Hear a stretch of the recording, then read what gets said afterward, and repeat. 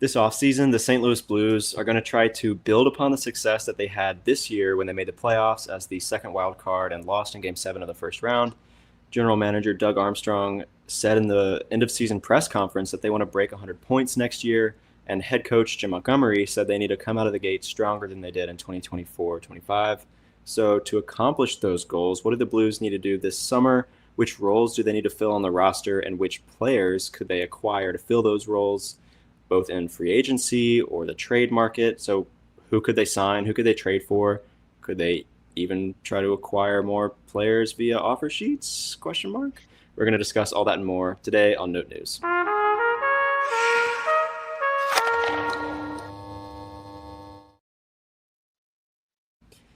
Welcome into another episode of Note News. It's John and Alec with you as always. Today we're talking off-season. We're going to be speculating on some specific players that we think the Blues should acquire, free agency, trade, as I said at the top.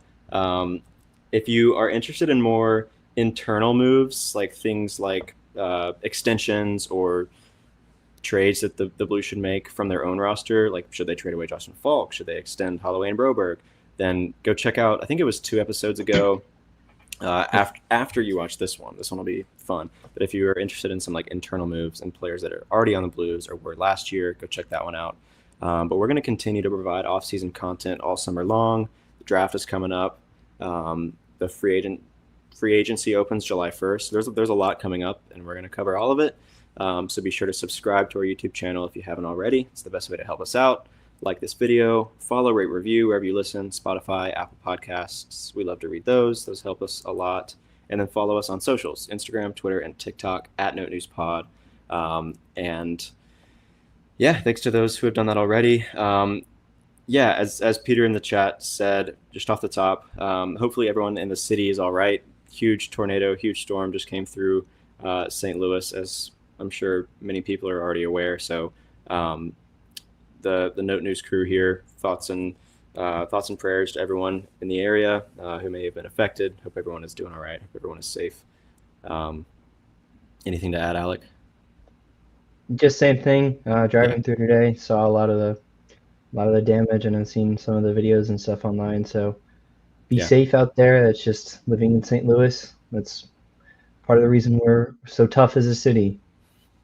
Yeah, I'm sure everyone will rebound okay, come together. So thoughts with everyone. Alec, here off the top, who do you got in Game 7 tonight? Maple Leafs or Panthers? Tonight, I mean, what a silly question I find that to be, because this is Toronto in Game 7. So of course I will be not picking Toronto. If they win tonight, I mean, they have officially broken every playoff curse that they ever had. But it's Toronto, and it's Toronto in Game 7. And also, like, underratedly, it's Florida in Game 7. So I'm definitely taking 5-0 in Game 7 or something like that. Mm-hmm. They're my cup pick, so I'm sticking with the Panthers for now. For the remainder of the playoffs, that is. Okay. As of after the second round, or after the first round. Because it was Tampa, and then I said whoever wins the Battle of Florida is going to the Cup. Or at least, I don't know. I guess I haven't thought about that, because I did say the Western Conference was probably going to win the Cup too. So they're my Eastern Conference pick. How about that? Excuse me. Okay. Yeah, it's Toronto. Also, I want to say after last episode was of course, Nico Mikkola and P.O. Joseph episode. I was going to say, but most notably, Pierre Turgeon, 77 as well. Right. Today is Bo Bennett, who played 6 games for the Blues in 2018, and Evgeny Grachev, who played 26 games for the Blues in 2012. Episode 78. There you go. Yep. Yeah, that's too bad we missed like almost every number. The notable numbers. The notable numbers. In the upper numbers, there's a few notable guys. We'll get there for sure. We'll get there. Mm-hmm. Like my goat, Nico Mikkola. I'm gonna take Toronto. I'm just gonna be contrarian, I guess. Just because Berube, you want him to do well, and it seems like he is the right guy to get the Leafs over that hump, you know. But anyways, my preseason cup pick was Canes over Stars, and hey, both of them are still in it. So I guess I know two things, that the Stars and Canes are good at hockey. But that's enough. That's enough discussion of all these other teams. Let's talk about the Blues, who this should be a hopefully an active offseason for them, because in the words of Doug Armstrong, the re-whatever is over. And so he also identified a goal to improve by something like around 5% and get to the 100-point threshold next season. And while you can assume that they're going to play a little bit better under Jim Montgomery for a full season, I don't think they should, depend on that solely. I think if they do, that would be a mistake. And so hopefully this will be an offseason where they're looking to be active and build upon the success that they had this year, add to the roster that won them 12 games in a row and then took the Jets to Game 7. The success of a season in its own right, but definitely not enough. They want more, and now that the window is like opening up, this should hopefully be an active offseason. I figured we should start off by talking about what specific goals we think the Blues should try to accomplish this year, and that'll sort of inform our discussion as we mention and bring in specific players that we want them to target. So goals or roles on the roster that need to be filled. What do you think is like the most important goal or role that needs to be filled this summer for the Blues? Me personally, I think the biggest issue with this team as it's currently constructed, I know a lot of people might point to the defense, and sure, I think another defenseman would really help. I think it's the center core. I think the center core outside of pretty much 18 is really not great. Underratedly, you've got Oscar Sundqvist is a depth center. Texier can and has played some center at a decent level. Obviously, Braden Shen is your 2C, but I mean, for a team that has real playoff contention hopes, that they want to get that 5% better like they try to every year, is Braden Shen as a 2C the way to do that? And then, of course, you've got also Matthew Joseph, has some center experience. I think Holloway has a little bit of center experience too, but you're really thinning out. And then finally, Dalibor Dvorsky, who thanks Matt in the chat. What's going on? Slovakia scratched him today in the World Cup. I mean, he's 20, so it's probably just experience if I had to guess. But anyways, yeah, I think the center depth for this team. Who do you have playing 2C? Shen? Is that really the best this team can do as a 2C? And then behind that, it's like Texier and Sundqvist, or Sundqvist and Dvorsky as your 3C and 4C, eating up, pretty substantial minutes in a night. I'm not so sure about that. So I think center is my number one concern before heading into the offseason. Yeah, for sure. And, you could bring Buchnevich back into that role, but we saw how that played out at the beginning of the season. It wasn't a great season for him. It wasn't a great spot for him. So I don't think they should do that for sure. And then on the point of Dvorsky, I want to bring him back into discussion later on when we talk about forwards. But I don't think he looked ready when he came up for his 2 games, I think it was. And it was pretty clear that he had like NHL level skill, but I don't think he's got NHL level, I guess, size yet, or like maturity. I think there's just a little bit more time before Dvorsky's going to be ready. He was getting knocked off the puck quite a bit. I think he could bulk up a little. Yeah. So definitely center is a hole on this team that needs to be filled. It's a weakness for this team. It's one that we've pointed to for a while. So yeah, I think that's a great number one goal to have. Mine, and it's more like 1A, 1B for me. I think I personally, just because of the way that I think about and watch sports, my like number one goal that I want the Blues to accomplish this offseason is to rework the blue line a little bit, just because there's too much. It sounds kind of, I don't know, counterintuitive to say. It's like there's too much experience there, which is not exactly what I mean, but it's just older players who aren't going to be around long term. Ryan Suter is a UFA. They might bring him back. I wouldn't hate that as like a seventh defenseman option. But like Parayko and Fowler, those guys are experienced and good. So it's like keep those guys for sure. But then you've got like Falk and Letty, who are older and more experienced, and their contracts are almost up, and so those are prime candidates to move. We talked about that in episode, I guess, 76 a week ago. Those are players that we think probably should work their way off of the team. Something that Armstrong should look to do before he is out of his current role, which still feels really weird to talk about. But I just think replacing those older guys with pieces that could be longer term options, some younger defensemen, maybe not like, fresh out of the AHL or anything, but just opt for some younger guys and try to acquire just one defenseman at least who could be a long-term option for you as a top 4 pairing defenseman, or I guess top 2 pairing defenseman. So really, but between that and 2C, it's like I said, 1A, 1B, both big priorities, I think, for the Blues moving forward. But I think they're pretty comparable. Other goals that I've got in mind are filling specific key roles like 4C, either re-signing or replacing Radek Faksa. I would prefer a re-sign. Like I would rather have him playing Faksa, or rather have Faksa playing 4C over Sundqvist. I know we talked about that a week ago, and you sort of mentioned Sundqvist is pretty comparable. But really just make a decision on that position. Are you going to bring Faksa back or find someone else, or is it going to be Sonny?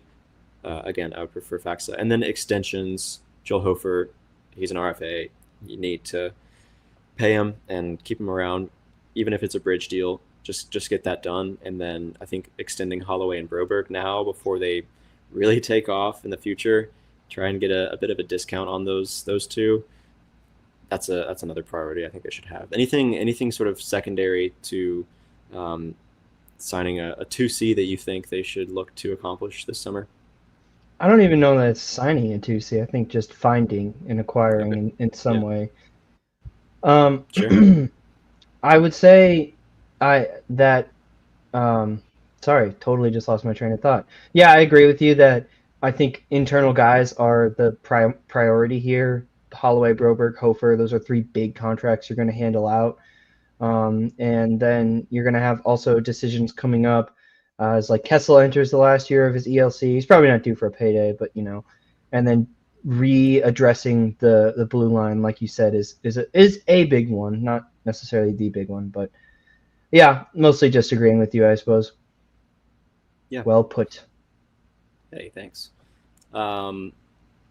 Well, why don't we start to talk about some specific players? I think the players that we're going to talk about today, most of them are UFAs, but there's also some trade candidates as well as potential offer sheet candidates. I think I'm really interested to see how this offseason unfolds. I simultaneously think there could be more teams trying to sign players to offer sheets after how well it worked out for the Blues last offseason. But I also think for that same reason, there's going to be more teams that are wary of that and sort of will be taking care of business and locking up their RFAs that they want to keep around. I agree, and that's what Army said too. Yeah. Was that I'm sure they'll look into it. Just again, I'd be really interested to see if the offer sheet strategy returns as like a legit roster building strategy league wide moving forward. And I kind of hope it does. That would make things really interesting. Anyways, but on the point of offer sheets, I think we should go, because there are a couple that could be offer sheeted that we'll talk about today. But there are new compensation levels that were released, and for the purposes of this discussion, the only ones that are available to the Blues, and these are based on the draft picks they have in 2026, so next year. The top tier is, so the way this works is you sign a player to X amount of money, you have to sacrifice these draft picks. So if they were to sign a player to an $11.7 million offer sheet or more, they'd give up 4 first-round picks. Kind of crazy. Next tier available to the Blues is $4.68 million, but between $4.68 and $7.2 million, and they would sacrifice a first and a third. Next tier available to them, $1.544 to $2.34 million, and sacrificing a third-round pick. And then the last one is 0 to $1.544 million, and you don't have to give up anything. So there's no second-round pick. At least the Blues don't currently have their second-round pick in 2026. If they were to make a trade to acquire that pick back, I think everyone would kind of see what's coming. So not sure they can pull a sneak attack on everyone again, but that's what's available to them right now. Do you think it's likely, that the Blues are going to get an offer sheet done, or if there's an RFA, do you think they're going to have to pull off a trade of some kind to acquire him?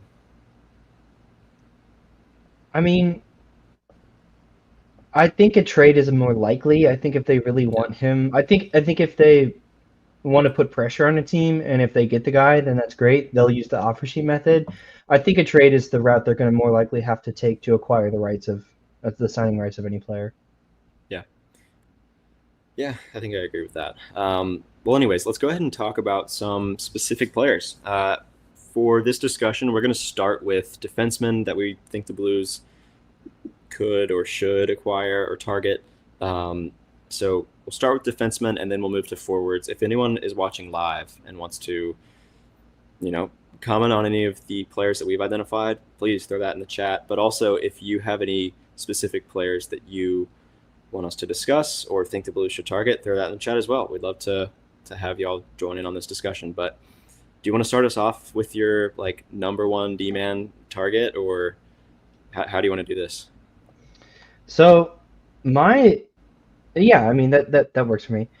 Cool. I tweeted this out the other night. I'm really, really interested in the idea of Bowen Byram. I personally believe that he would be someone that the Blues can acquire, because I think from what we saw at the trade deadline, we were kind of talking pre-episode, this is what I was going to say, is I would kind of feel like the Buffalo lost a lot of their leverage because of how they played the trade deadline, pretty much only unloading Josh Norris.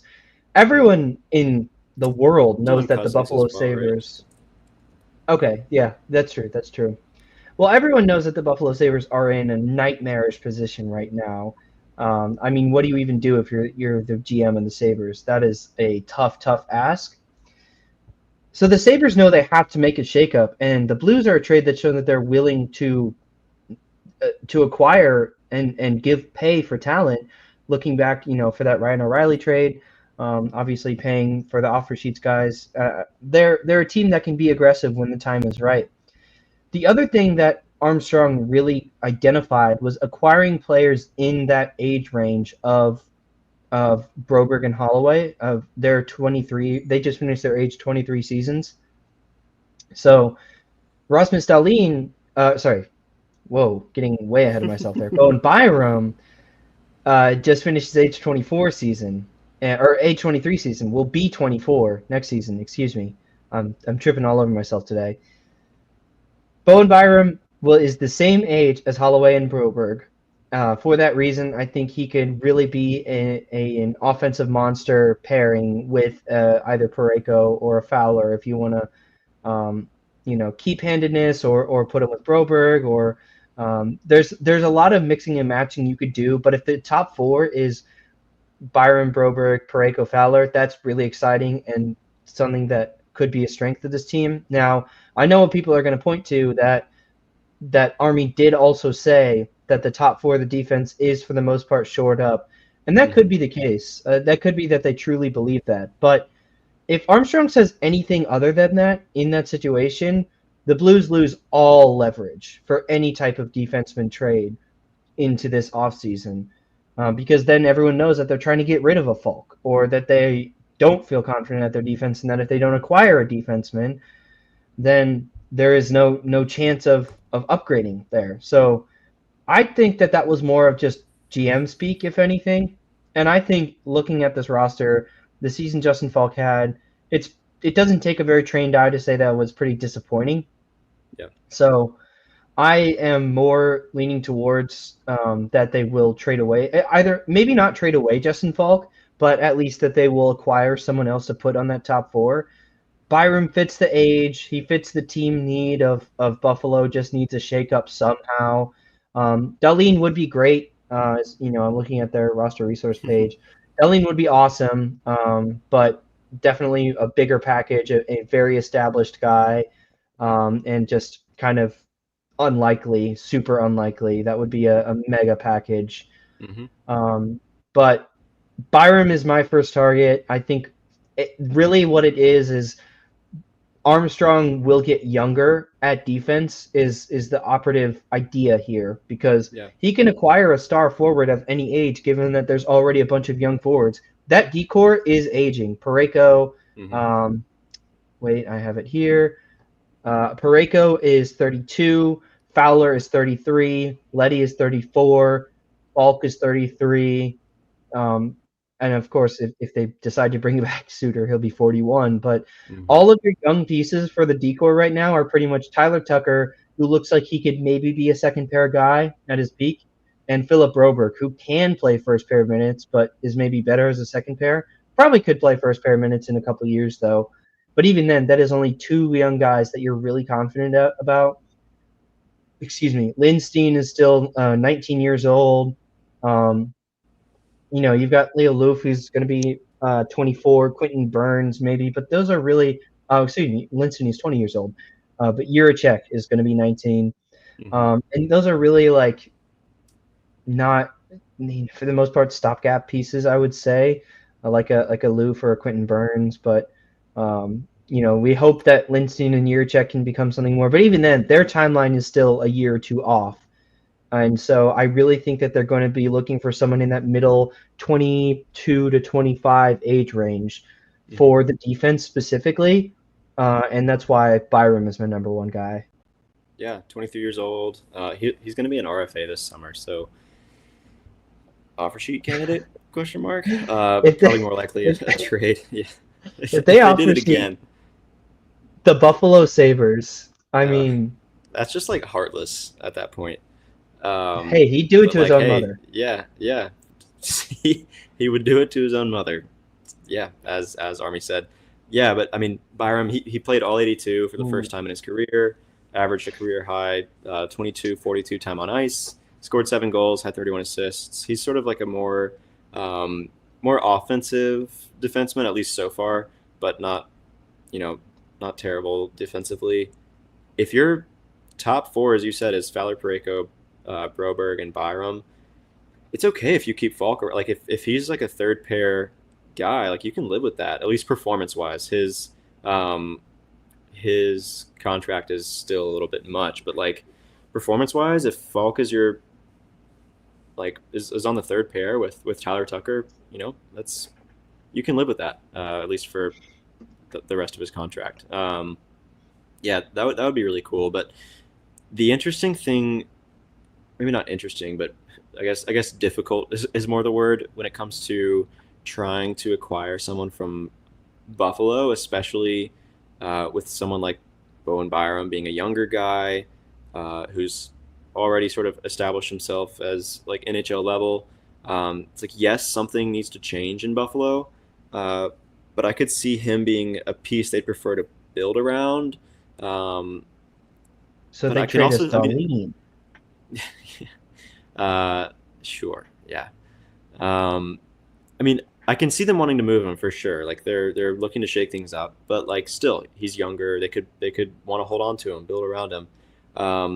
It was reported during the season, around the March 7th deadline, that the Sabres were rejecting proposals of picks and prospects for Bowen Byram.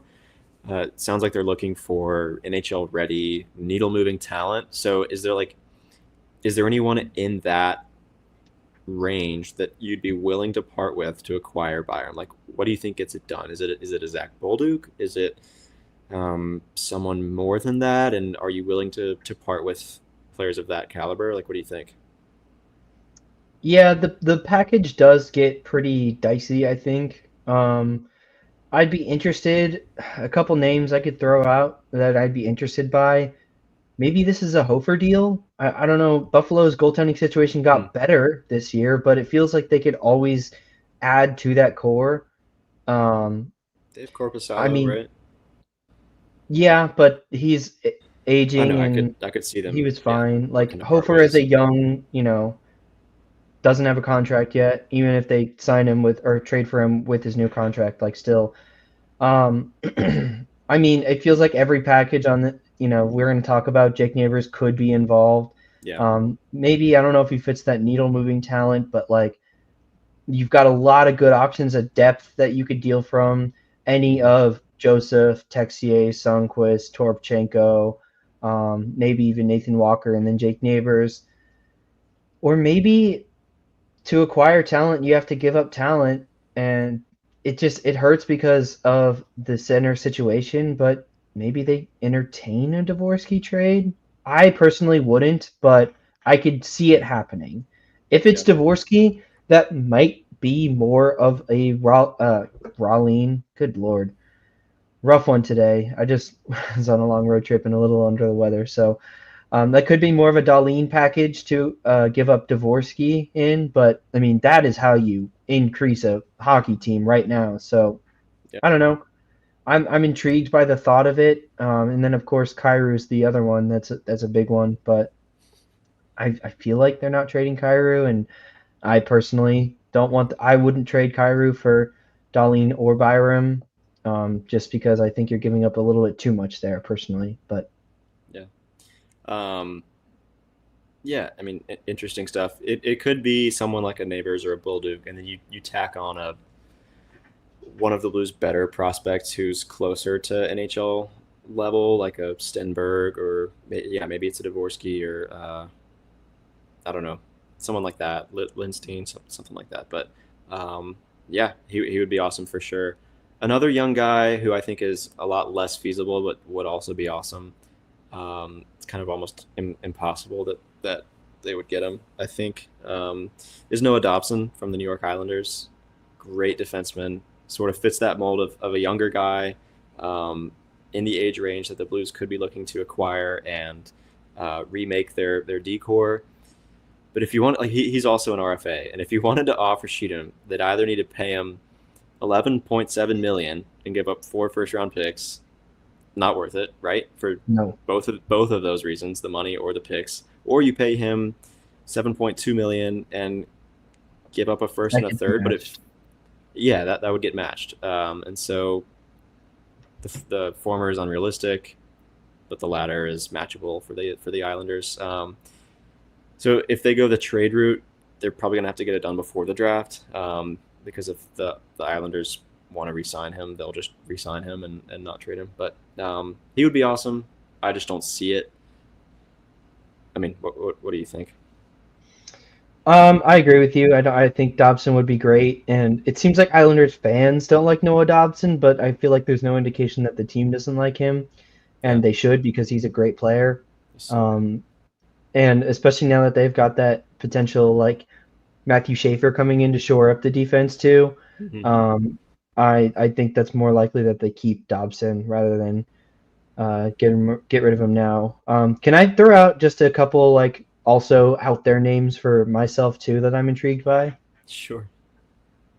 I have seen some discussion of Evan Bouchard, someone who Mm. every year seems to fall out of favor more and more with the Oilers and their fans. And boy, his defensive lowlights are some of the worst in the league. He's an RFA, but I don't think a Bouchard trade happens. It feels like he's going to stay in Edmonton, and it feels Yeah. also just like the kind of guy that is a little bit too much bad tape out there for Monty and Army to put their chips in on. Another one is sorry, lost my notes and my train of thought. But I am definitely, yeah, it's not coming to me. So never mind. I guess ignore that. But Yeah, no yeah, worries. Some in the chat. Ekblad, Klingberg. Klingberg, I think, is a little bit too old. Ekblad, probably a bigger contract than the Blues are willing to sign. also just got that PED suspension. Right. So And then maybe there's Keandre a Miller. character thing there. Sorry. Maybe there's a character thing there. Oh, I remember my other name now. That one was his suspension was interesting. Like it sounded believably accidental. I don't know if you believe that, but who's your other guy? Well, we can talk about Keandre Miller first. I mean, I do think Keandre Miller is interesting because he wouldn't cost too much. But this could potentially be like a T.O. Joseph type signing too.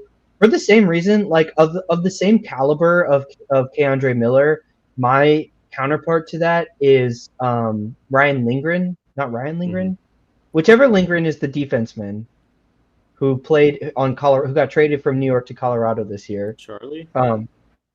I thought Charlie was the goalie. No, you're right. You're so right. There's 3 Lindgrens, and Yeah. anyways. Yeah. Anyways, it's one of them. Yeah, Ryan Lindgren is another like sort of second or third pair defenseman who wouldn't cost too much that I'm interested by. Keandre Miller too, but those are more dart throws to me. Those are more like later in free agency moves rather than like day one. I am definitely in on Charlie McAvoy though. If you look at the Boston Bruins and what they're potentially looking at, what they could do, they have a chance to really offload this season. If they're really trying to get in that Gavin McKenna sweepstakes too, they've got a lot of money tied up. McAvoy does have a no movement clause, also a guy with some potential injury risk, but that's, I mean, obviously someone who has come out and vocally said he loves playing for Jim Montgomery when he was in Boston. And if Boston, you know, their management has been just confusing move after confusing move. They've got a lot of money tied up between Middlestat, Lindholm, Pasternak, Pavel Zacha, between McAvoy, Hampus Lindholm, Nikita Zadorov, for a team that is all looking like the Nashville Predators of the East. That could be a potential nuclear move. And then, of course, I guess for the same reason, Roman Josi, but I don't think Josi gets dealt. He's a captain. Because McAvoy isn't their captain, is he? I could be wrong about that. But I don't know. Boston also feels more. I don't think they've named a new captain, have they?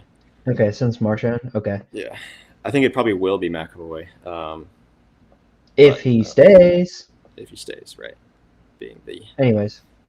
Yeah. Those Bouchard and McAvoy were my like not gonna happen, but I would love it moves. But yeah. Yeah, sure. I mean, who wouldn't? But feels a little bit out of the Blues like range of feasibility right now. There was another one in the chat. Peter said, I can't explain it, but I really like Brandt Clark. Oh, yeah. I think that's super interesting. Yeah, so Brandt Clark, Kings defenseman, he, I mean, had a decent year, like at least offensively he did. 5 goals, 29 assists. I think I have that right. Yeah, what do you think of him? Before we take it to another Kings defenseman, who I think we should definitely entertain that discussion after this one.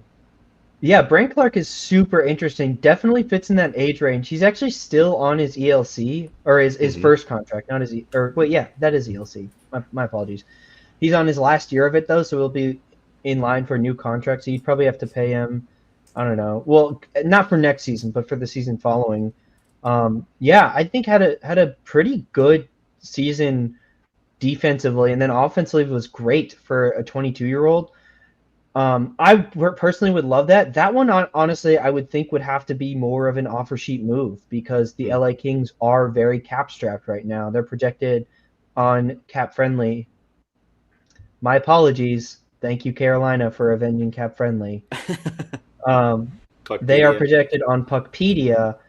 Wow, that is a year-old Freudian slip. For 100,082 for their projected cap space. So Brandt Clark could potentially. Now he still, unfortunately, is under contract for next year, but so I don't think it exactly works that way. But the year following, they are going to have very little cap space. Now, unfortunately, we are looking at this year. However, Brent Clark is a name I'm very interested by, and would, in an ideal world, they could trade for him. I just don't think LA is going to be making a move like that when they just had their best season of this year, seem to be getting better, and yeah. And they just hired Ken Holland to be the GM, right? And it feels like that feels like a move where it's like a type of win now GM hire.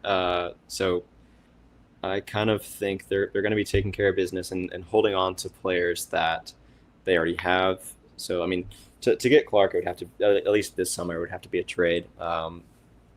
Yeah, maybe if you send over, I don't know, like a neighbors or something like that, you could get that done. But it doesn't, like, I don't know if I do that if I'm the Blues. But there's another defenseman who was in LA this year that is a UFA and would only cost money to get this guy. What? Oh, Peter's chatting. Oh, okay. Funny. Give Kings and Oilers fans something to bond over with an offer sheet move. Oh, that's good. Anyways, another defenseman who played for the Kings this year, someone that you've tweeted about and I really like as well, is Vladislav Gavrikov. He's 29 years old. Not in this 20 to 25-year-old range, but still like one of the younger UFAs. He is an elite defensive player, like yes. elite. His value comes almost entirely from his defense, and he's not a negative offensively. I mean, he had 30 points this year, but really like an elite defensive player, great on the penalty kill. So like, I mean, this is another goal that I think the Blues should address this offseason, is fixing their PK, because it was pretty bad this year. It was their biggest weakness. And he is one of the best PKers out there. And so he just made $5.9 million. He's playing like, I mean, based on his play, he's worth more than that. But I mean, Gavrikov seems like someone, at least on the free agent market, someone that the Blues can, like, that seems feasible to me. Sign him to, I mean, you've thought about Gavrikov a lot. What would you sign him to? What impact do you think he could have on this team? Like, is this someone do you think the Blues should be prioritizing this offseason, or should they be looking more in the Byram sort of type of player? So, yeah, the thing with Gavrikov that does give me pause is he is 29, entering his age 30 season. So sort of or entering his age. Wait, sorry, I just lost my thing. Gavrikov that's right. Is okay. Well, that is what's giving me. Yeah. Sorry, that is what I'm just a little bit hesitant about. That I don't think it would happen. His last contract, he was making 5.875 AAV for 2 years basically, but that was just the rest of his like RFA rights, and now he's a UFA. He'll be 30, and so he'll probably be looking for a 6 to 8 year deal. I'm kind of thinking of like what Brady Shea got last year for Nashville, and look at how poorly that ended up for them. Now, Brady Shea and Vladislav my goodness, I am so sorry, everybody. Vladislav Gavrikov are very, very different players, obviously. But just to compare the contracts and everything, so Shea at the time was, I believe, 31 or 30, but about the same age range, and he got 7x7 from the Predators in a very, very player-friendly market. I don't know that the market is going to be quite as player-friendly this year, but probably still skewed towards the players rather than the teams, just given the cap going up. Right, yeah. And so Gavrikov probably will be looking for a 6-year contract, maybe 7. Shea was more of a two-way guy. That's why I think the comp isn't 1-to-1. Yeah, that's true. But yeah, I mean, he was playing in one of the best defenses in the league, and so is Gavrikov playing in in LA. But the thing that gives me hope with him is that even when he was playing in Columbus before that, he still looked great defensively. Maybe not elite, but excellent. So you can at least hang your hat on. There's probably some of a track record there. So the thing with Gavrikov is I don't think I would personally give him more than 5 in a good year, probably in this market 6 years. I think 6 is a lot, and definitely you'd have to give him like a no, give him no kind of no trade or no move clause, because this is certainly a player that down the contract, some contending team would definitely acquire a veteran defensive defenseman that's every year gets traded for a 4th to 7th round pick. So you'd have to give him no contract, which means no movement, no movement clauses, like not have that be a thing. And for that to happen, you'd probably need to add the 6th year, maybe even the 7th year. If it's 7, I wouldn't sign the contract. If it's 6, I'd consider it. And you're probably signing him to somewhere around 6.5 AAV, which is, what Justin Falk is getting. And that's a lot for a defensive guy. So I personally, I would do that. I would do a 6 for 6.5, I think, with as long as you can get like no clauses in there at all. I think that really, or at least like if you get, the first like 3 years, there's a no trade clause. That's fine. You hope that he's on the team for the first 3 years of the contract anyways. That would probably take up all of your free agent money if they went that route, which, as we'll get to the forwards, may or may not be a good thing. Also, because then the rest you would want to spend on your own in-house guys. Also, just handing out big contracts it always seems to be risky, especially when the optics are so similar to Shea last year. But Gavrikov has a track record, and you put him on a pair with Broberg.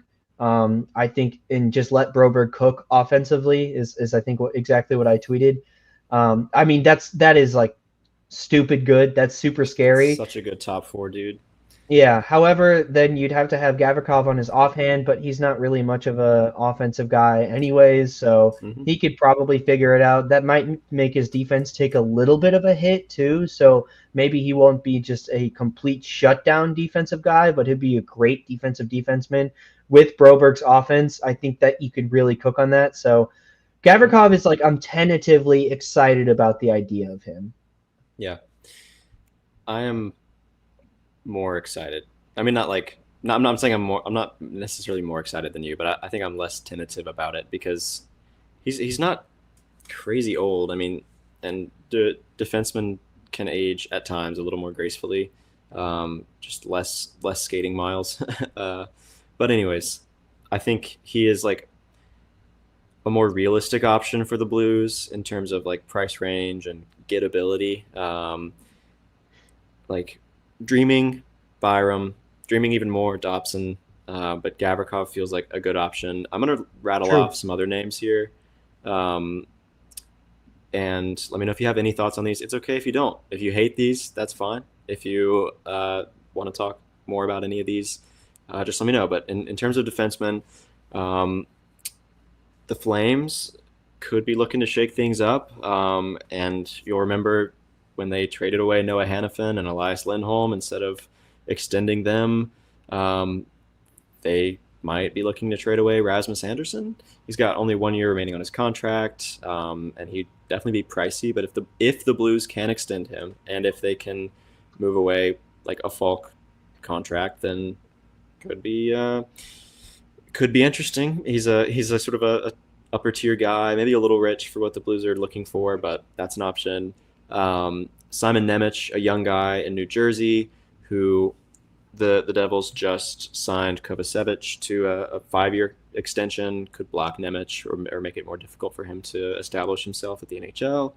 Definitely a high price, but could be a long-term option as a right-handed defenseman. Could allow them to adjust their draft strategy a little bit, getting a young guy like that. Rasmus Ristolainen is a UFA. He seems pretty comparable to what you're getting out of Justin Falk and Nick Leddy, but he makes a little bit less. So if you can trade away one of those guys or both of those guys, he could be an option. He's a right shot. Feels like he has more of a track record too.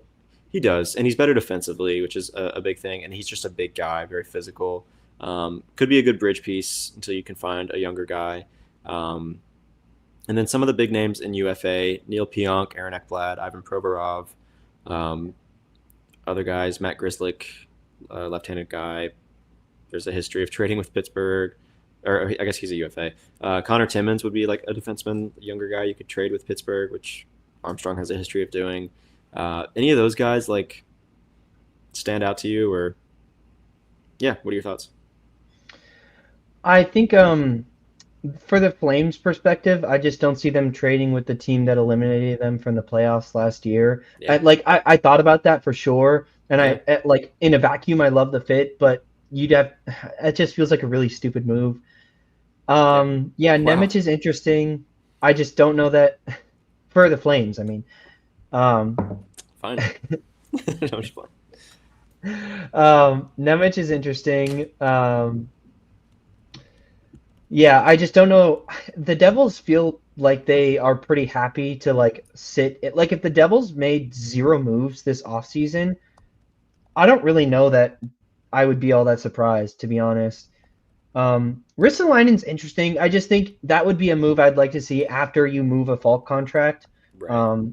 Because again, leverage is a thing and all this stuff. So yeah, I like all those names as shouts, as dart throws, as potentials. Definitely. I'd put them in the less likely category, but I love it. Yeah. I think Pionk, Ekblad, and Provorov would all be like difficult to acquire just because I think they're gonna get paid. But could be interesting if the Blues are looking to go big. Their comments would indicate that they're not really looking to go big Right, defense wise. exactly. Yeah, I think But age range interesting. is such a big thing with the defense specifically. I think in the forward core they have a bit more options to Mm-hmm. acquire different types of players, but Yeah. defensively, I think that they're really looking Yeah. at that 22 to 25, which is just a number I made up, but like I'm estimating here, No, maybe it's yeah. 26, like in terms of for next season. I think Mm-hmm. that 22 to 25, 26 is what it feels like they want to do for the defense specifically. Yeah, I agree. Okay, let's pivot to talk forwards. So if anyone has any names that you want us to discuss from when it comes to forwards that the Blues should target or try to acquire, let us know in the chat. We'll try to talk about them. Okay, so this was a comment that Doug Armstrong made in the end of season presser. Said they're looking to acquire a 200-foot offensive. He said like 200-foot offensive player.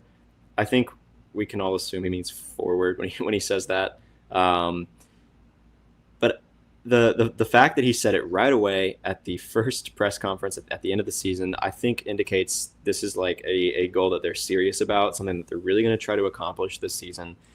He even made a point of saying, like, if I told everyone all the things I wanted to accomplish this offseason, and the next season rolls around and I didn't do any of those, like there would be criticism, and so I'm not gonna tell everyone everything I want to do.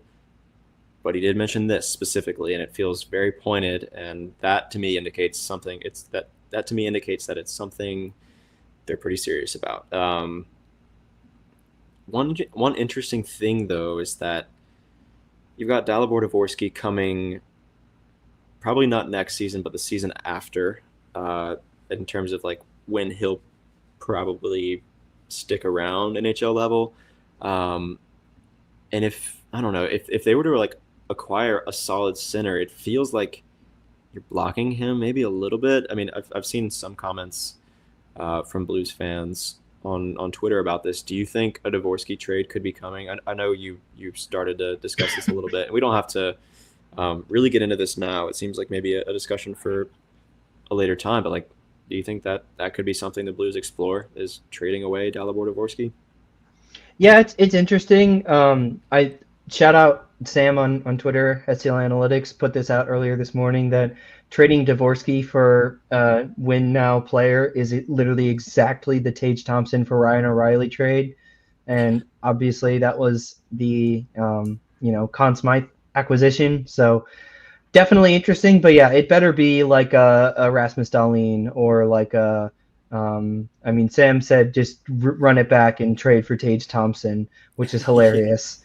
And make things I right would with the definitely push universe that there. button. Yeah, exactly. But then Yeah. we got to trade for Dvorsky in 7 years, so you know. Yeah, you just keep it going every few years. Yeah, Just yeah. run it back. Yeah, If Buffalo is still in purgatory, yeah. um, Which I by all doubt a indications, Dvorsky trade happens, yeah, but if it does, it would have to be for a Conn Smythe caliber player. Uh, yeah, so agreed. yeah, Seems like the chat doesn't want Dvorsky traded, which is we're fair. with you, chat. Yeah. Okay, let's talk about some specific players. So forwards that the Blues you think should or could target. I think we can come right out of the gate saying no about Marner, right?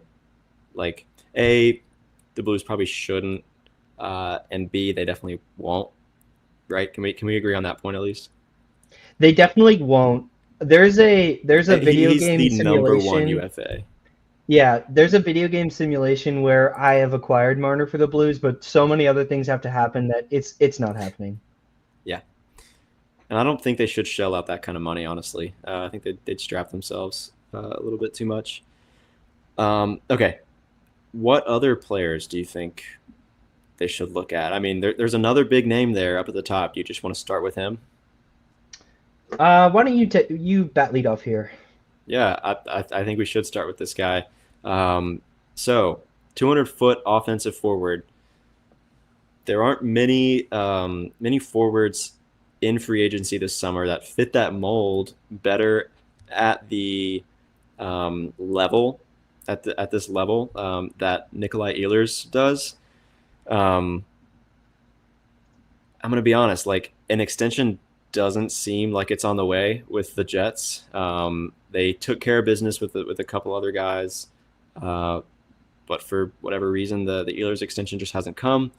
Um, and also with the Jets, it feels like money is constantly an issue. They've got the smallest arena in the league and just don't seem to be making as much as other teams. And so it's like it's always a consideration is spending too much money, and something that they're really not willing to do is shell out a lot of dollars for someone like Ehlers. I mean, he's really fast. Like that's something that Doug Armstrong has mentioned over the past few months, trying to get this team faster. He's good at that, and he certainly provides 200-foot offense. Um, they're probably going to have to outbid some other like big teams for a guy like Ehlers, just because he's sort of at the top of the market. Um, but I think while all those big spenders are targeting Mitch Marner, that's when you go to Ehlers and you say, "You're our guy, right? And we want you." As soon as you return, like as soon as you return to hockey in our first round series, we didn't like it. So why don't you come to the other side? And I think they should jump on a guy like Ehlers. But also like another interesting thing, the Jets GM, is it Kevin? I think Kevin Cheveldayoff. He said the Jets probably won't re-sign all their free agents. So like there you go. It seems like that's something they're not going to do. And so, I mean, what do you think about Ehlers? He would certainly be probably like one of the finishing touches on this team. Maybe like I think you still have to get younger on defense. You still need a 2C, but like I mean he's up there, right? Like he I think he would be kind of a finishing touch for this roster. But what do you think? Yeah, Ehlers is interesting. I am so back and forth on him as a player, and I just I mean, I think he's a fantastic hockey player. Definitely fits that 200 foot forward model, like you said, with the speed and the defense that he can bring. This is sort of, well, I'm not sure about a comp, but he's a really, really good player. When he was back for Winnipeg, I feel like he became instantly their best player on the ice. And in my opinion, I think he is Winnipeg's best forward. I know Shifley and Connor um, have the pace and maybe the regular season stats, so maybe I'm crazy for thinking so, but I think Ehlers is just so talented, so skilled. I guess too, I'll go good then bad with Ehlers, and maybe we'll see where I end at the end. So, definitely has the speed and the defense to just be an excellent plus on the ice every single night that he plays. Ehlers is also a guy with some pretty significant injury risk. He has missed time in pretty much every season since the 2020 season. Except for last year, actually played the full 82, but this year 69 games. The 2023 played 45 games. 2022 played 62 games. 2021 played 47 games. So, is a guy who does miss time for sure, or has missed time in the past couple of years. And signing a player to a massive contract with that kind of reputation is a little bit of a worry for sure. I mean, obviously missed the first 5 games of the Jets playoff run this postseason.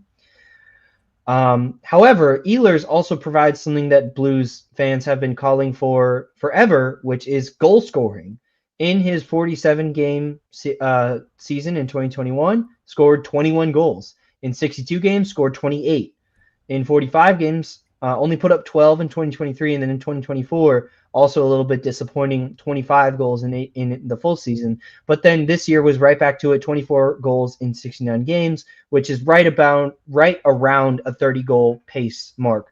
And obviously, Jordan Kyrou led the team in goals this season and was, I believe, the only skater to hit 30 goals in the season. Because next was Holloway with 26, and then Neighbors 22, Thomas 21. Man, Thomas, shoot the puck.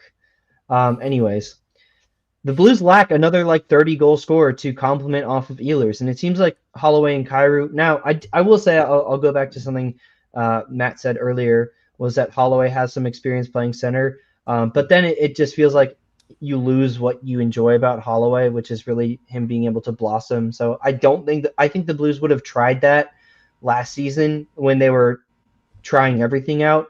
I think we would have seen that more. So I doubt that they will consider playing Holloway at center, and that's probably for the right move. So with Ehlers, he provides that goal scoring that Blues fans do and rightfully should call for. Provides the speed, like we said, provides excellent defense, but the other thing is the term in the contract. You're going to be paying a 29-year-old player probably 8 years. I imagine he will probably demand 8 years, given the market and everything else. One of the premier players. I don't know that necessarily he's going to go north of 10 million. I highly doubt that. But maybe, this could be similar to a Buchnevich extension. And so are we paying for essentially another Pavel Buchnevich here? Not that they're the same type of player. They're not at all the same type of player. But handing out another big money contract to a forward, locking them up until, there's a lot of money coming off the books, 2030, 2031, guys like Thomas Kyrou, Buchnevich, and Parayko. And so you would be locking him up for essentially till 2031 as well. That makes your future, essentially, that could be a potential future sacrificing move. So where do I land on Ehlers in the end? I think I'd be hesitant to sign him too. I would rather spend money on a guy like a Gavrikov than I would in Ehlers. I think you can get more creative in how you acquire some of these players. And Ehlers is a really, really good, skilled player, but I think the term and the AAV does ward me off a little bit. The Blues just aren't necessarily a big spending team. Yeah. Now, a first line of Robert Thomas, Nikolai Ehlers, and Jimmy Snuggerud would be stupid good offensively and defensively. You put Holloway and Kyrou on the second line. Again, we're starting to cook there. Sorry if you can hear my dogs barking in the background. I can't exactly turn them down, but wait, so would Buchnevich be a third liner in that scenario? Right, exactly. What do you do with Buchnevich? And then also, my biggest thing about signing Ehlers, my biggest reason that I say no, is it doesn't address the center problem, and that's what I want them to really focus on. And if they're going to spend big money, do it there. So that's why I'm wary of Ehlers. But I would be happy if we got him because he's a great hockey player. Yeah, I'd be surprised but happy. It seems like in terms of 200-foot offensive forwards, like he is, as I said, fits that mold a lot better than, or a lot better or as good as pretty much anyone in this free agency class. Um, but you had a good segue there. Let's start to talk about some centers because, as we both said, like that is one of the um, like top goals that the Blues should be looking to accomplish this summer is finding a 2C. So, who do you want them to target in free agency or via trade or whatever else to fill that role? Like, do you have any players in mind? I got a couple. If you Why don't, don't but you start? I feel like I just talked a yeah, bunch. sure. So, this is someone who, well, let's see. Matt in the chat doesn't want him, but Sam Bennett. I mean, this is one of the top centers on the market, and seems like somewhat feasible. And look, he's not my favorite player. Like I don't love him. He's sort of um, he is kind of a dirty player a lot of the time, especially in the playoffs. But anyways, I mean, he fits in well with the Blues' play style, like decently so. I think he's just sort of a physical guy. Um, I think if he wants to stay in Florida, like that's going to get done. But if not, I bet you the Blues would outbid Florida for him just because like they have a lot of other players locked up. And I mean that's it. Like I think he would also be more valuable in St. Louis than he would be in Florida. Like so I think the Blues would be willing to go a little bit higher than the Panthers would.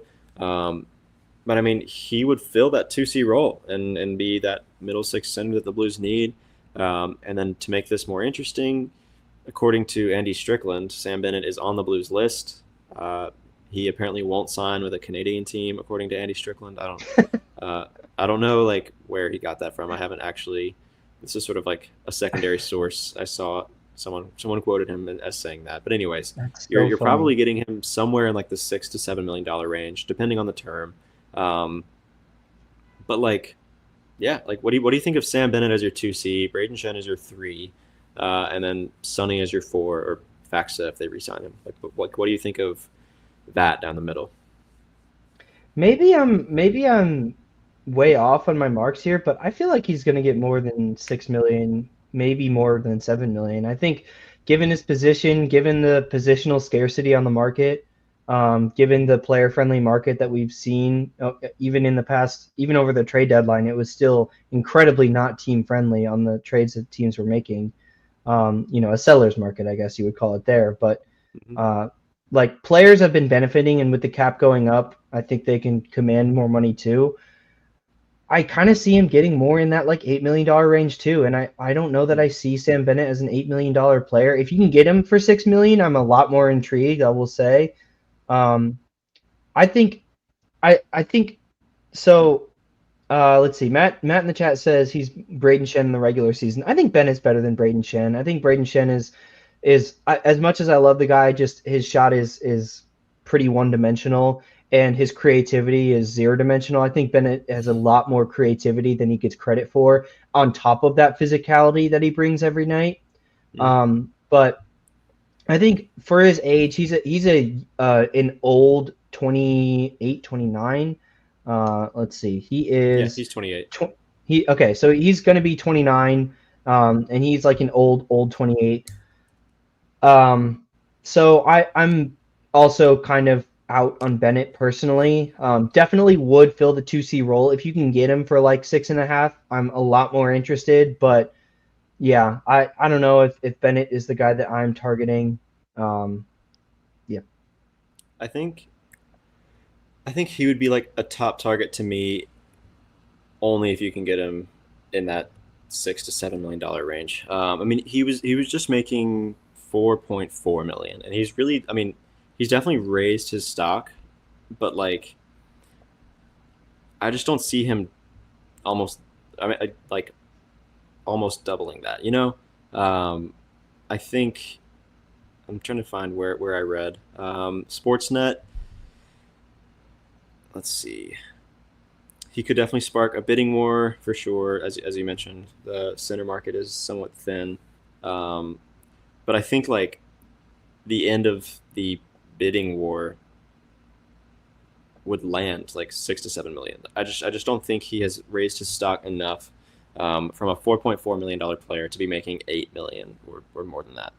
Yeah, but So the way Florida acquired him was like under the radar, and I think now he's put his name out as he I has. think his Four Nations stock rose too there. So I don't know. I personally am. I think he could get. I think he'll get north of 7. I think he could get 8 or more. Yeah, I think if you can get him for a little bit less, then that's something I'd like. Um, okay, here's another guy that I want to mention. Unless you have any others that you want to throw in the ring first. Um, We'll just keep going down your cool, list. cool. So this is another guy that I see as in that more realistic range. Someone who I think the Blues could very easily acquire and sign in free agency. Um, both like cost wise, I see it as very feasible, but also just like fit wise, I think it's feasible. And while some of these big spenders are targeting um, these like star players, if the Blues don't decide to go that route, someone like Pius Suter could be a really good target for them um, to fill that second line center role. He is a UFA this summer. He played for Vancouver this year. He only made 1.6 million. He scored 25 goals, had 21 assists. Another guy who is solid defensively. He's a good PKer as well.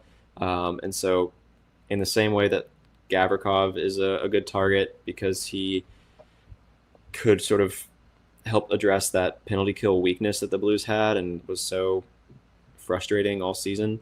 I think someone like Suter could be one of your penalty killing forwards that could really elevate that special team unit. And so I think he fills that role really nicely. But also, I mean, he played top 6 minutes for Vancouver, especially after JT Miller left when Pedersen was injured. He was their 1C and like didn't have a bad season at all. He was definitely like a plus player. Um, I think he's probably more defensive than offensive, and so if you're looking for scoring, I mean he did score 25 goals, but like um, his value really comes from his defense, I think. But anyways, I think he is someone who could be a really good target for them. He is 20, about to turn 29, so it's like a little bit older, but like their forward, as you said, their forward group has enough young players that it's okay if you sign someone who isn't 25 or younger. But yeah, what do you think of Suter as a 2C option? Maybe not as good as Sam Bennett, but like could still fill that role. It would definitely cost a lot less. For sure. I mean, hey, if Pedersen is still on the table, that's what I'm looking through at first. But God. if we're being more realistic here, that they're not going to trade away a 26-year-old superstar, which, hey, you never know. Yeah, I like Suter. I really like him defensively, but I still do think he's personally not the model of center I would target. I am personally a lot more of we need a creative center, less of a defensive center. Because if you think this is going to be the guy playing with Kyrou and Holloway, they can shore up some of the defense there. Plus, you hope that the defense just as a whole can continue to elevate around this team. And Suter in the Jim Montgomery system, I think would be a defensive, like excellent defensively. But I still think that creativity a little bit is lacking, and that's more what I would be looking for is more of a playmaking center, or to fill that power forward role. And um, I don't know that Pia Suter fills that, but I like him a lot as a player. So me personally, I'm not as interested by Suter, but I think it makes a lot of sense and would be a reasonable get. Yeah, I think I'm a lot higher on him than you are. It sounds like, but Okay, so you don't like Suter, you don't like Bennett, you don't like Ehlers. Who do you want, Alec? I'm just Um, messing. just curious, do you think Horvat is on the table at all? Bo Horvat of the Islanders? Um, He's making 8.5. He's got a no trade, but um, what's it called? New York, geez, is like sort of in this weird middle state. Obviously, they've got the number one overall pick, and Barzal should be coming off of injured reserve, and they kind of need to clear a lot of money because pretty much everyone there is getting paid, so they don't exactly have a lot of young talent. So, do you think he's on the table? I would love it. I doubt he's on the table. I agree.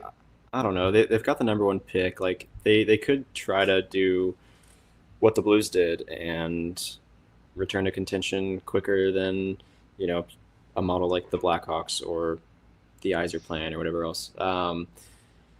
So I doubt he's on the table. If he is, though, like go get him. Like absolutely, that would be awesome. Yeah. Okay. I don't know. Agree. I Just just curious yeah about that. yeah. So, my number one choice, for contract reasons, for leadership reasons, for the type of player I want this team to acquire, for get ability reasons, acquire ability reasons. Yeah. Um, Believe it or not, I actually think the best thing that this team could do is reunite with Blues legend, former captain Ryan O'Reilly. He's making $4.5 million for the next 2 years, no clause on his contract. Would not be all of that much of a all that much of a package to get. And me personally also had 53 points in 79 games and looked to be the Ryan O'Reilly of old, scored 21 goals, was still playmaking on a just atrocious Nashville Predators team. It would be, yeah, quite the stop in Nashville, I guess, on his career. But I think the leadership he could bring to this team, maybe it would be too many voices in the room with Shanner and O'Reilly, but I really think it would be maybe more of a feel good story. I think his contract is perfect, and I think the leadership of what he could do to a guy like Dalibor Dvorsky, who just does not play like Braden Shen at all. I love Braden Shen. Obviously, we've talked ad nauseum how great he is for this team. He and Dvorsky could not be more dissimilar, in my opinion, as centers. I think Dvorsky plays a lot more like a Ryan O'Reilly, and for a pretty like thin forward market, especially at center, to get O'Reilly as a stopgap for 2 years, I think exactly fits the window of that's when Holloway and Broberg and that age range will be entering their prime. That's when Dvorsky will be ready to take over as a middle six center, ideally. That's when potentially a future draft pick could join the wings as well. That's when guys like Linsting and Stenberg would line up, potentially Jiricek. I think it really fits the timeline, and obviously the Blues like to get their own guys and get their guys back, a la Jim Montgomery. I'm maybe the only person here calling for it, but I just think it makes so much sense on top of just how awesome it would be to first of all see him out of Nashville, please, but also to see him return to St. Louis. Um, I'm looking for Roar. That would be awesome. Um, I mean, he doesn't have a any kind of no trade clause. I'm pretty sure. No, he's got nothing. But if you remember, I don't know if you heard this around that time, they were treating him as though he did have one. Um, the Predators were around the midseason trade deadline, and we're sort of saying if there's any sort of potential deal, we're gonna approach him with it. And every comment from Ryan O'Reilly seemed like he is committed to seeing his contract through in Nashville. Um, But of course he's going to say that. yeah, I mean, sure, but like, I I wouldn't be so sure. Like, in a year like Nashville just had, if I was 34 years old and still playing decently well, Um, I don't know, might be looking to switch it up or be more open to other options. But um, I would love it. I would love it. How many how many years does he have left? Did you say? 2 years. Yeah, I mean, the only thing is, then what, right? Um, and I probably spaced out when you were talking about this. Did you mention his cap hit? 4.5. Okay, yeah, that's not bad. No, it's not bad. I would like it, but what does Nashville want in return, do you think? I think you could do O'Reilly for, if it were me, just because I hate to do this, just recent prospect, but I just was lower on him. I still am lower on him. I would do it for Juracek. Um, but maybe Army would look at more of like a Pekarchik and a future second or third. But like a mid-tier prospect and a mid-tier pick, I think you'd get it for a $4.5 million cap hit for a team that's going to be tanking for Gavin McKenna. You think the Preds are tanking? Do you know the season Gavin McKenna and the season the Nashville Predators just I had? know Like, how good I know how good Gavin McKenna is, but I also know who is on the Nashville Predators roster, and unless they are tearing it down and starting over, they I don't see should. them trying to. I mean, with Stamkos, Marchessault, Shea, Yossi, and Saros still on the roster, there's no way they're tanking. Um, They should. They were. that's maybe so, but I don't see that happening. Anyways, I mean, at the end of the day, I would love if Ryan O'Reilly could come back. That seems like an Armstrong type of thing to do. Um, just bring back O'Reilly. Um, I like where your head's at. I think that could be really cool. Um, Another my only thing is just I would prefer someone who could be around longer term is the only thing. So another team I'll throw out. I think they have a ton of options. Hmm. The thing is, I just don't know who necessarily fits for 2C, but I think there's a ton of options. And for a team that could be looking to trade, would be the Anaheim Ducks. Their center core right now is actually like kind of stupid good, underratedly. It's just Hmm. that so many of them are like 20 or 21 years old that they're just not good yet. But like Carlson, McTavish, Strome, you've got Vetrano, you've got Troy Terry, you've got Trevor Zegras, Cutter Gauthier. All those guys can play center. And also coming off the books for them, they have I have too many tabs open. They have coming off the books. Oh, here it is. Brock McGinn, who also can play center, probably not, and definitely not a 2C for the Blues. But I think any of those guys. Troy Terry has at his deadline a modified 10-team no trade clause, but he's 27 at a $7 million cap hit. Can play center, probably better as a winger, but can play center. I'd be interested by him. Zegras has played center in the past, and he's definitely kind of feels like a guy that could be looking for a change of scenery.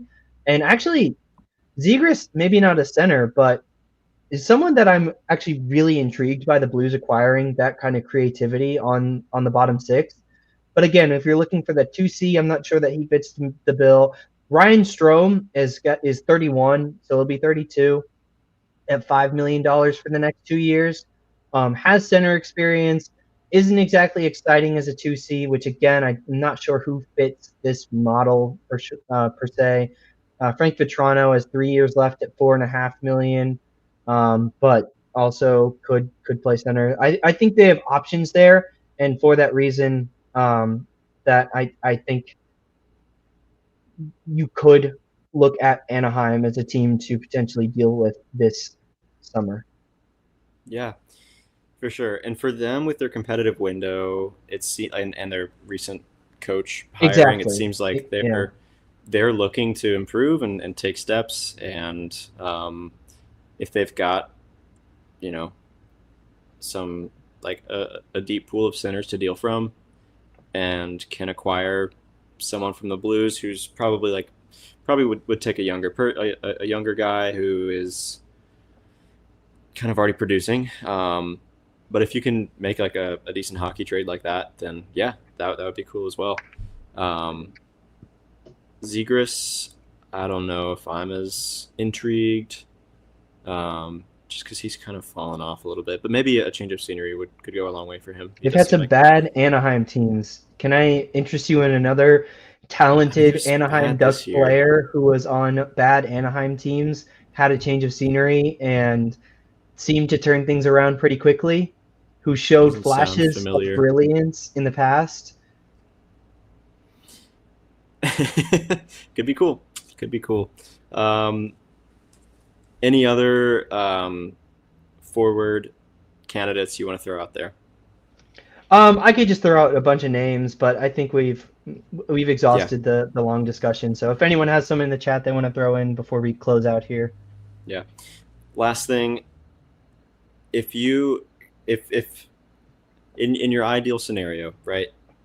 But let's keep it somewhat realistic. In your ideal realistic scenario, if the Blues acquired one forward and one defenseman, who would the two be in your mind? Owen Byram and Ryan O'Reilly. Okay. And mine is Gavrikov and Suter. I think mine is a little bit less fun than yours, but I think it could be it could make, like, I think it could remake the Blues team by addressing some of their weaknesses in a big way. I would say Byram and Gavrikov are sort of interchangeable for me if we're doing realistic ideal. So Gavrikov and O'Reilly, Byram and O'Reilly, either way. Cool. I think you can get Gavrikov. I mean, he's probably going to be pricier, $6 million or $6.5 million. I don't know, something like that. But I think you can get Suter for like $4.5 to $5 million. Maybe less. But anyways, I think that would be, if they could do either of those, like either my package or your package or some, some permutation of those four, I think that'd be really cool. For sure. But yeah, should be an active offseason for the Blues. We're going to continue to cover it. We got the draft coming up in about a month and a half or so. So we'll have some content regarding the draft coming up. We'll have some special guests on this summer. And then we'll continue to cover things like free agency or trades as rumors start to spring up. And if there are any developments, we'll definitely revisit this topic for sure. So be sure to subscribe to our YouTube channel if you haven't already. It's the best way to help us out. Share the podcast with someone you know. If they like Blues hockey and they don't know about us, spread the word. It goes a long way. Like this video as well. And then if you're listening on Spotify or Apple Podcasts, if you would follow, rate, and review, that helps us out a whole lot. Helps the podcast get discovered by other Blues fans. And then if you want to keep up with us and interact with us when we're not here talking to you, then follow us on social media. We're on Instagram, Twitter, and TikTok at Note News Pod. We post a lot of other great stuff. But thanks to everyone for tuning in to another long edition of Note News. We'll see you next time, and as always, let's go Blues. Let's go Blues.